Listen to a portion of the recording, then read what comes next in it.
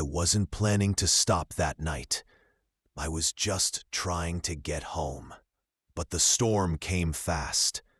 Visibility 0, and the nearest hotel sign blinked through the fog like it was waiting for me. Grand Marlow Inn since 1903. Old place, half the lights dead. But I didn't care. I just needed a bed. That's how it started.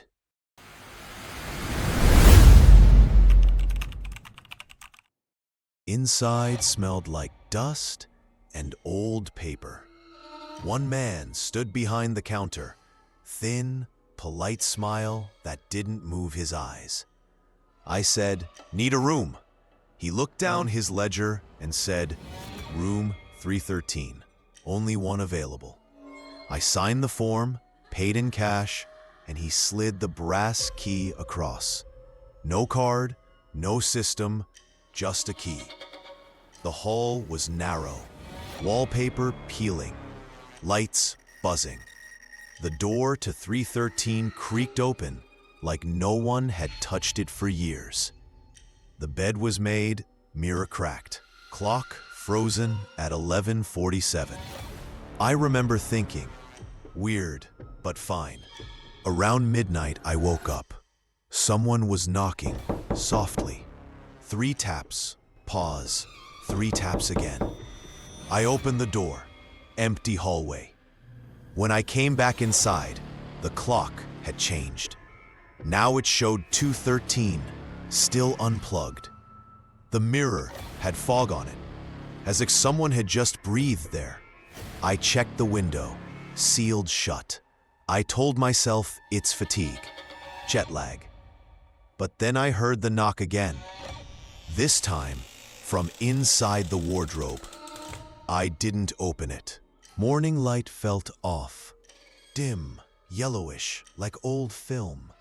I packed fast, went downstairs. Different man at reception, younger.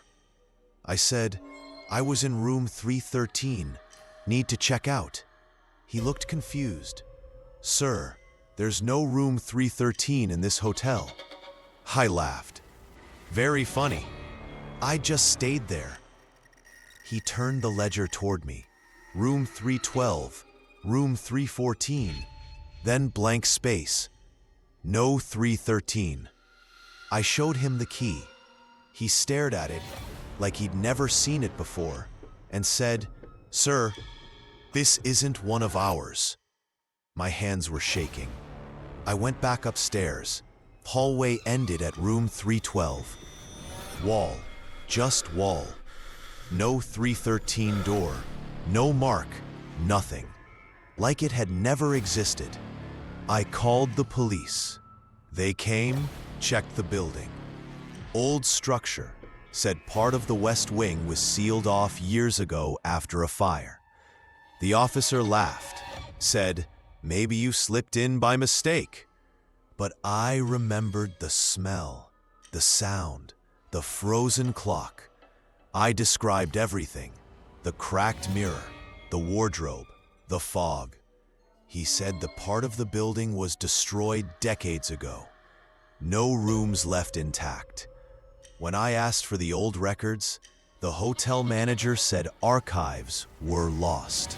But as I turned to leave, he said quietly, "People still talk about that room. A guest once disappeared there in 1965.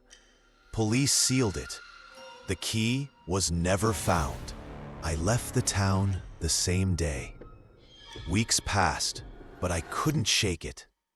So I went back. Needed to prove it, film it, maybe for closure. But when I reached the site, the hotel was gone. Burnt remains, blackened walls, no signboard. Locals said it had been shut for years. I showed them the photo I'd taken that night. Neon sign, wet road. They said that sign came down in the 90s. I opened my bag. The key was still there. Brass, 313 engraved. faint scorch marks on the edge. I never told anyone after that. Until now. Sometimes at night, when it rains, I still hear the knocking. 3 taps, pause, 3 again. And sometimes, I see the reflection of that cracked mirror in my phone camera, even though I threw the key away months ago. If you ever find yourself on the old highway near Marlow County, and you see a flickering sign that says Grand Marlow Inn, keep driving. Don't stop. And whatever you do, never ask for room 313. If you liked this video, don't forget to like, share, and subscribe for more amazing videos.